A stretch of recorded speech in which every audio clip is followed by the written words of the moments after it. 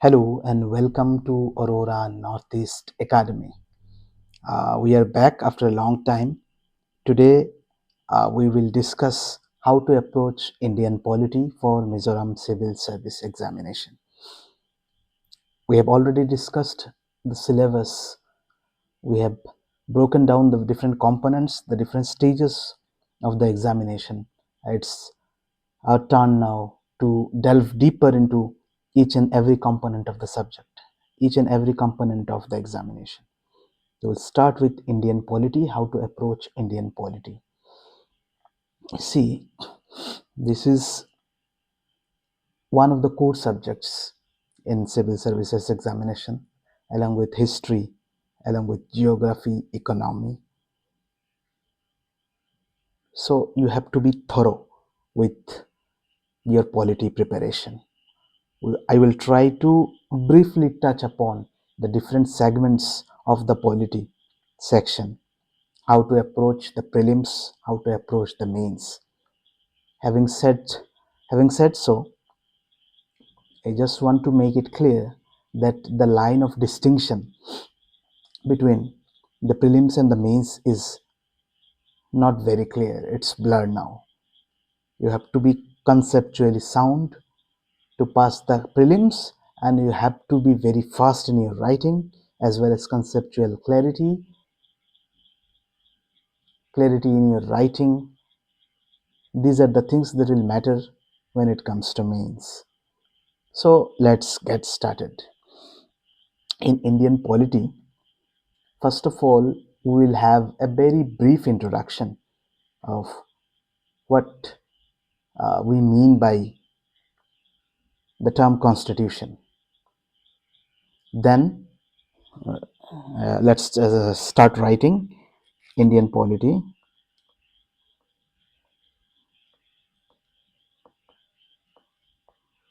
How to approach.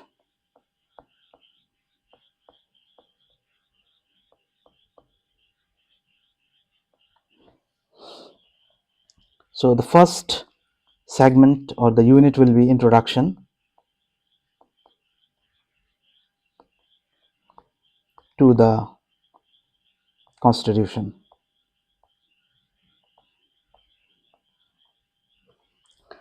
We'll ask or answer the questions like what is constitution.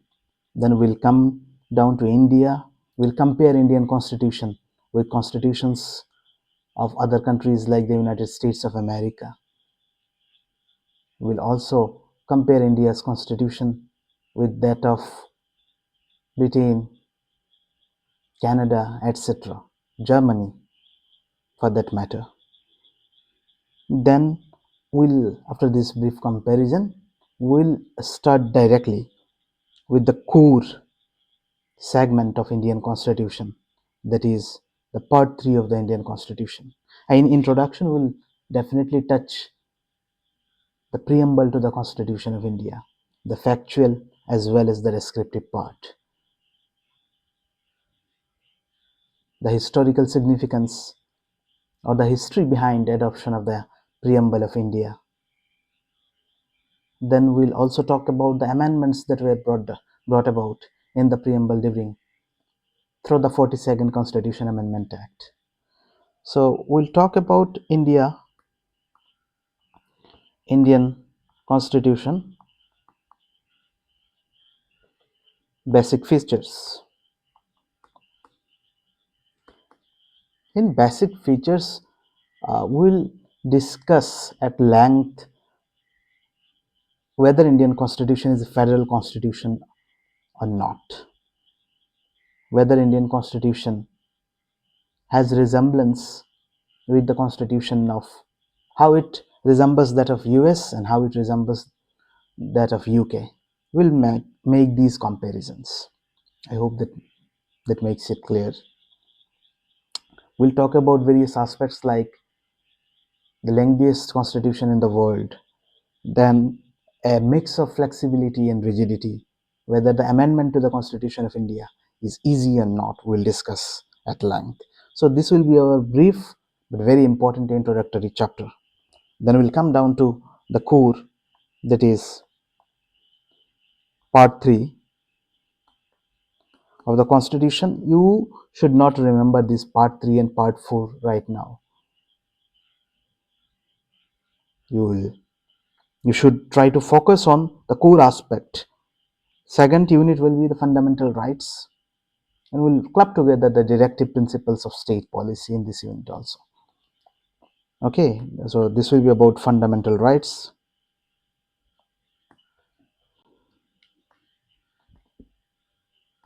And then in part 4, we'll talk about the directive principles of state policy. Then we have a very brief chapter of the fundamental duties. So this will take quite a lot of time because we'll have to discuss the different fundamental rights like right to equality, right to freedom of speech and expression, right to constitutional remedies, cultural and educational rights, etc. So these are the things we'll discuss at length. We'll also discuss the case laws associated with all these features of the Indian Constitution. Because if you just bluntly write the constitutional provisions without providing the corresponding judgments of the apex court of India, your answer will not have the weight that it should have to fetch, say, a 6 out of 10 marks or a 13, 14 out of 20 marks. So these are the things that will enrich your answers, will give you an advantage, added advantage, and I think you should not lag behind in these aspect, because polity is, and that's how you approach polity. You should have the idea of the constitutional features and how these are being interpreted by the Supreme Court of India. Then we will talk about the legislature. Legislature will majorly finish the parliament, and after finishing parliament, I think we can just brush upon the topics related to the legislative assembly and legislative council, because these are almost the mirror images. In parliament, we'll discuss about Lok Sabha, we'll discuss about Rajya Sabha, how the Lok Sabha is different from Rajya Sabha.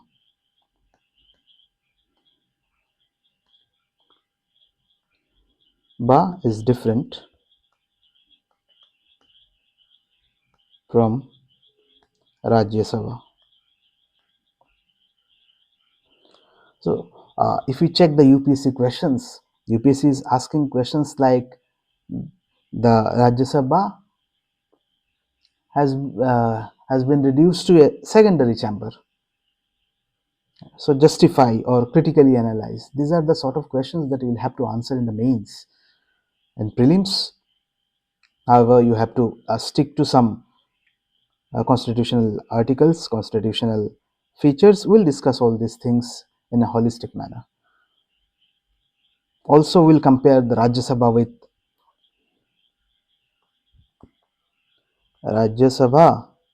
with the Legislative Council.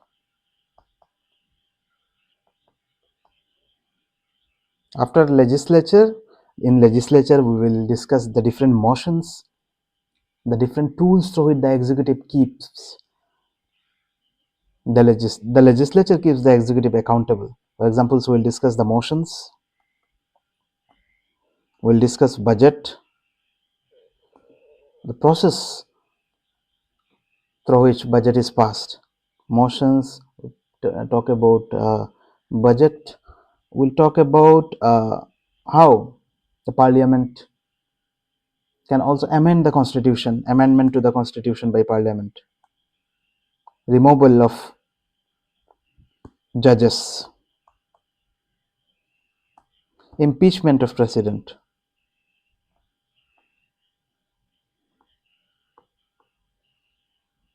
So parliament is empowered to do these quasi judicial functions as well.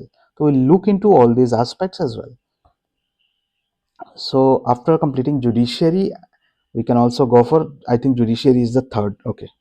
We can all now jump to the executive. See, the executive or the legislature primarily means the union executive and the union legislature, because the state level units are almost mirror image. With certain variations, we'll discuss those variations. By executive, see, in a constitution, Montesquieu, Montesquieu argues that the best way of governance is to have the power center cut into three and disperse the power. In other words, power should not be concentrated in one single entity. So, following Montesquieu's argument, we have three wings of the government: the legislature, the executive, and the judiciary.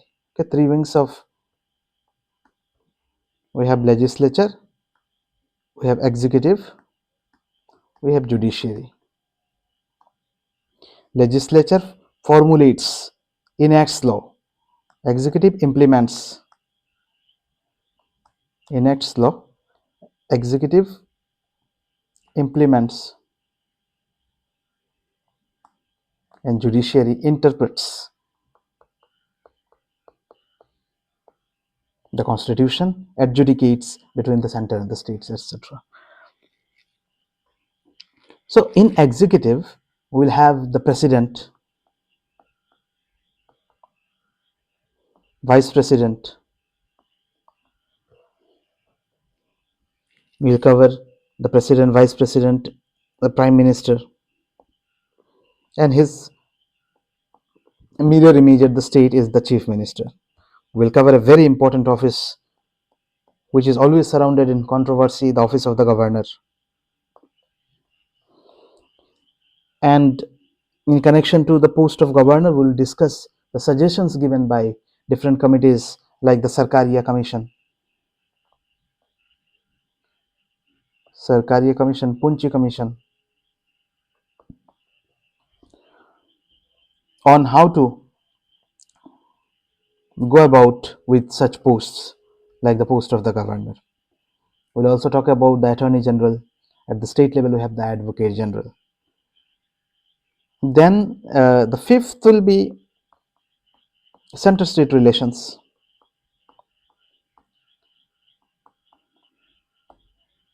We'll ask certain questions like, is India a truly federal state? Is Indian constitution truly federal in nature? As there are certain scholars who opine that Indian constitution is quasi-federal because it contains unitary features also, it contains federal features as well. So first of all, we have to understand what are the features of a true federation. A true federation, or the American model of federalism, has certain features. We have to see whether these features are found in India. Again, certain scholars argue that why should we follow the American model? Just by copy pasting the American model and implementing it in India would not serve the interest of the nation. Indian problems need inputs from ground realities of India, its history, its current realities. Then only we can have better policies. So in center-state relation, we'll discuss about the legislative relation between the center and the state, the lawmaking power. Primarily, we will discuss for prelims the union list, the state list, and the concurrent list.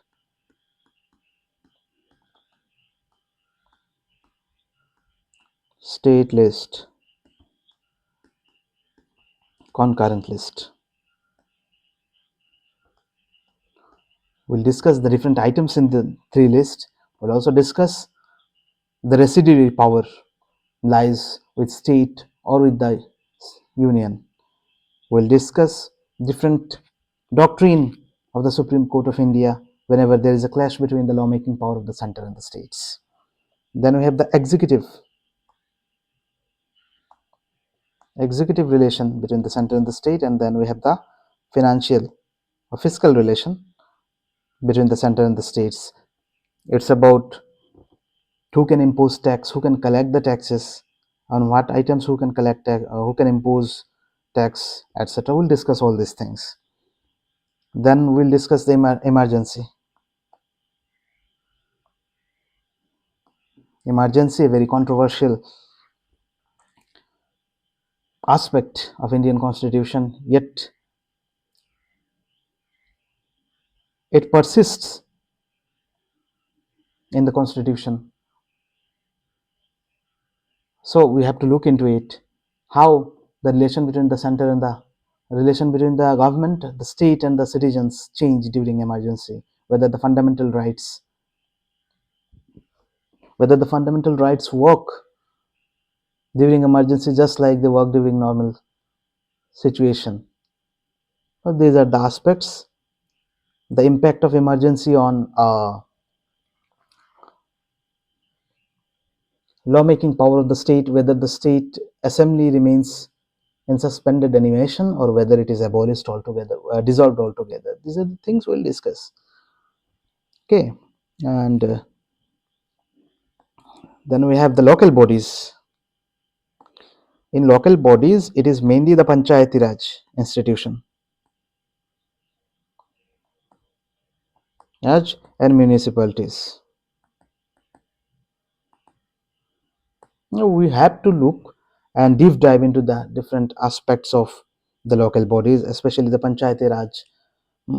You know that these were introduced in Indian Constitution via the 73rd and the 74th Constitution Amendment Act.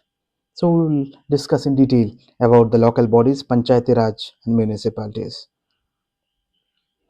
Now,